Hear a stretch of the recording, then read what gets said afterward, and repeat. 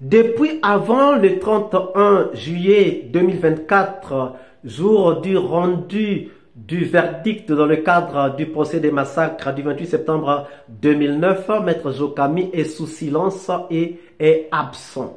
Que s'est-il passé? Où est-il passé? C'est de ça que nous parlons dans cette vidéo. Suivez.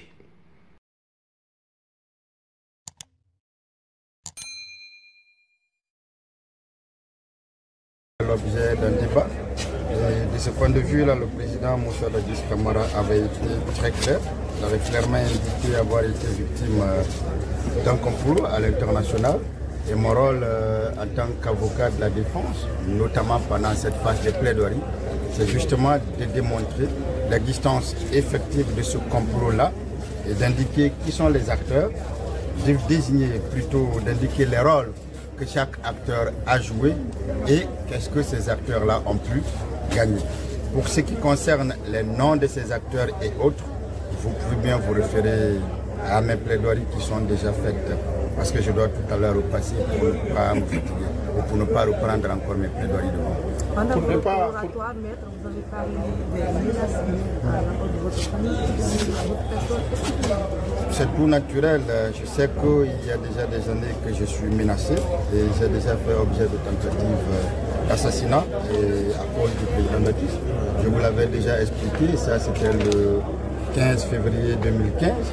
J'ai eu également plusieurs menaces, des SMS qu'on m'a envoyé pour me dire nous savons où vous êtes, nous connaissons votre famille. Mais depuis que ce procès-là a commencé, les menaces ont repris lorsque il a été question de l'enlèvement du président Moussa Dadis Camara de la maison centrale. Vous savez qu'à ce moment-là, j'étais beaucoup intervenu sur les médias. Et depuis que j'ai commencé mes plaidoiries, puisque nous sommes ici pour la vérité, puisque nous sommes là pour la vérité judiciaire, pour la vérité historique, nous avons décidé de donner tous les détails pour que les événements du 28 septembre soient mieux connus des Guinéens, pour que ces événements soient connus de partout. C'est tout naturellement que quand on le fait, on fait des choses qui compliquent la vie à d'autres personnes. Ils se demandent surtout que j'ai dit qu'on connaîtra à notre procès des événements du 28 septembre.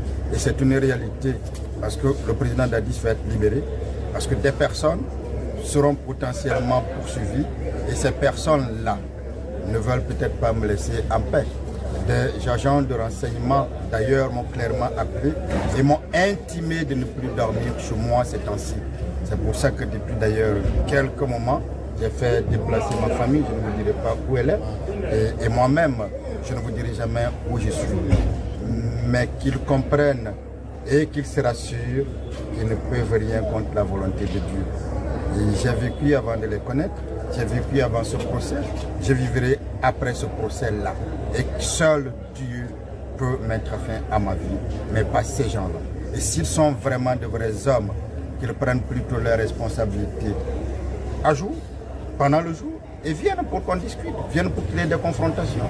Mais on ne menace pas une personne dans le noir, dans la nuit, une personne surtout qui n'est pas armée, une personne uniquement, qui ne fait qu'uniquement son travail. Je suis avocat, je ne ferai jamais de toute ma vie une avocature de connivence. Je ferai toujours cette avocature de rupture parce que quand je viens à une audience, c'est pour défendre efficacement la personne que je défends. Voilà pourquoi je suis là depuis 3 jours.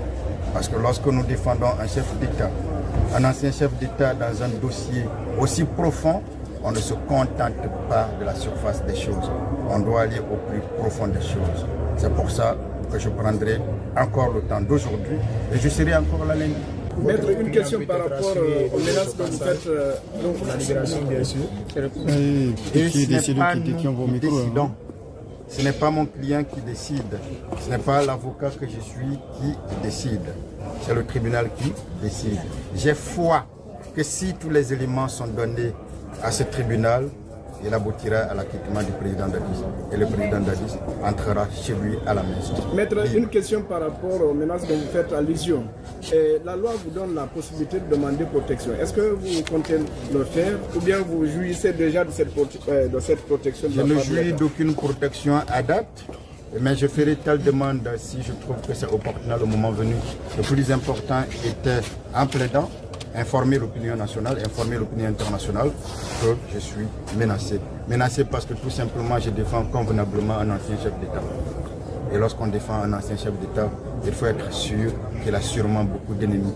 Il faut être sûr que si on ne peut l'atteindre, on peut bien atteindre celui-là qui le défend. Et je suis déjà un exemple parfait puisque j'ai été déjà victime encore une fois de tentative d'assassinat le 11 février 2015 à cause de lui. Mais je continue de vivre et je vivrai. Bonjour, bonsoir, cela dépend de l'heure à laquelle vous regardez cette vidéo. Bienvenue si vous nous découvrez pour une première fois. Encore un réel plaisir pour moi de venir devant vos écrans vous exposer les analyses du Soleil d'Afrique. Lors de ses plaidoiries, le 19 juin 2024, Maître Jokami disait quelque chose. Je suis menacé depuis hier mardi. Au moment où je vous parle, je suis menacé depuis hier. J'ai fait quitter ma famille chez moi la nuit. Je ne dors pas là. Je suis obligé de tourner dans les hôtels. Pourquoi les gens n'aiment pas la vérité? Ceux qui sont en train de me menacer, ceux qui veulent à ma vie ont déjà étonné depuis très longtemps, ont déjà échoué, depuis très longtemps. Voilà ce que Maître Jokami nous disait le 19 juin 2024 lors de ses plaidoiries en faveur de Dadis Camara. Il dit que dès demain ou après-demain, je vais porter plainte contre X. Cette parole de Maître Jokami n'était-elle pas une révélation? Cette parole de Maître Jokami n'était-elle pas une interpellation à ce qui devait s'en suivre après? Quelle était la nature des menaces? Maître Jokami nous dit qu'il était menacé. Mais quelle était la nature des menaces? La nature des menaces n'avait pas été révélée par Maître Jokami. Est-ce que c'était des menaces verbales? Est-ce que c'était des menaces téléphoniques? Est-ce que c'était des menaces physiques? On ne sait absolument rien. Maître Jokami avait-il été menacé verbalement? Avait-il été menacé physiquement? Avait-il été menacé au téléphone?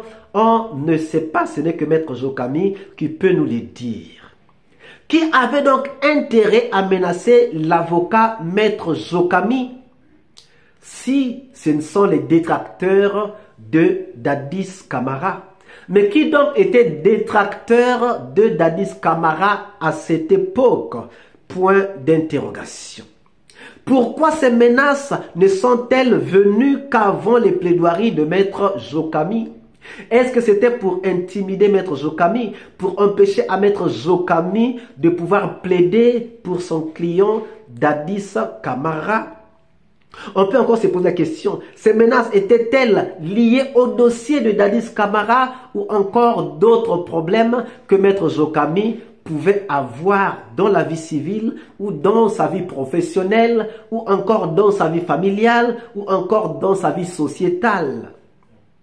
Tout ça, on ne peut pas répondre parce qu'il n'y a que Maître Jokami qui peut nous donner ces réponses. Quelles pouvaient être les causes de la disparition de Maître Jokami? Parce que depuis ce 19, depuis qu'il avait fini de plaider, en fait, Maître Jokami est inaudible, Maître Jokami est invisible. Il avait déjà dit qu'il avait déplacé sa famille, il avait déjà dit qu'il ne dormait plus à la maison, qu'il était obligé de tourner dans des hôtels. Est-il resté dans des hôtels ou encore qu'est-ce qui s'est passé? Est-ce que Maître Jokami est allé dans d'autres occupations parce qu'il avait obtenu un poste à la Cour des droits de l'homme au niveau de l'Afrique? Est-ce que c'est par rapport à l'échec au procès puisqu'il avait promis que Dadis Camara allait être acquitté et qu'il a eu honte de ce que Dadis Camara n'ait pas été acquitté? Est-ce que c'est les reculs pour mieux affronter le procès en appel? Tout ça, c'est des questions que nous pouvons nous poser. Lesquels pouvaient donc menacer Maître Jokami? Est-ce les mécontents? Les mécontents du verdict? Les mécontents du verdict sont de tous les côtés. Du côté des victimes, comme du côté aussi de Dadis Camara. Il y a des gens qui ne sont pas contents du verdict rendu. Est-ce que Maître Jokami a été menacé pour n'avoir pas mené à bon port le procès, pour n'avoir pas pu obtenir l'acquittement de Dadis Camara qui lui-même prônait, Monsieur le Président, vous allez me libérer. Est-ce que les adeptes de Dadis ont trouvé que Maître Jokami n'a pas pu bien faire son travail, que Dadis Camara a été condamné, qu'il était donc menacé? Tout ça, c'est des questions que nous pouvons nous poser. Est-ce que ce sont les ennemis de Dadis qui étaient en train de menacer Maître Jokami de ne pas plaider pour Dadis Camara? Mais qui sont donc ces ennemis? Sachez que les menaces contre Maître Jokami ne datent pas d'aujourd'hui ou ne datent pas de juillet. Les menaces contre Maître Jokami avaient commencé depuis très longtemps. Même pendant que Dadis Camara n'était pas sur place, Maître Jokami avait déjà été menacé plusieurs fois. Maître Jokami avait déjà été menacé plusieurs fois. Est-ce qu'on va dire que c'est Toumba qui le menaçait alors qu'en ce temps-là, Toumba n'était même pas encore extradé, Toumba n'était même pas encore arrêté? Ça veut dire tout simplement que Dadis Camara risquerait d'avoir ou pourrait avoir d'autres adversaires, pourrait avoir d'autres détracteurs qui étaient donc en train de menacer Maître Jokami pendant que même Toumba n'était pas sur place. Ça, je pense qu'on ne mettra pas sur le dos de Toumba. Mais quand même, cette disparition, cette invisibilité de Maître Jokami fait quand même penser. Ça fait quand même réfléchir, ça fait quand même peur aux avocats qui sont obligés à un certain moment de quitter leur maison, d'aller se retrouver ailleurs. Alors, chers amis, que pensez-vous de la disparition de Maître Jokami? Est-ce qu'il a eu d'autres... C'est parce qu'il est occupé par de nouvelles fonctions? Est-ce que c'est parce qu'il a pris un recul? Est-ce que c'est parce qu'il a peur de la mort? Nous attendons vos réponses dans les commentaires. Si cette vidéo vous a plu, ne manquez pas de pouce bleu, de commenter, de partager. Et si vous n'êtes pas encore abonné, c'est le moment de vous abonner. Surtout de ne pas manquer d'activer la cloche de notification afin d'être averti à temps réel de toutes nos prochaines publications. Quant à moi, je vous dis à très bientôt pour une nouvelle capsule et je vous dis ciao.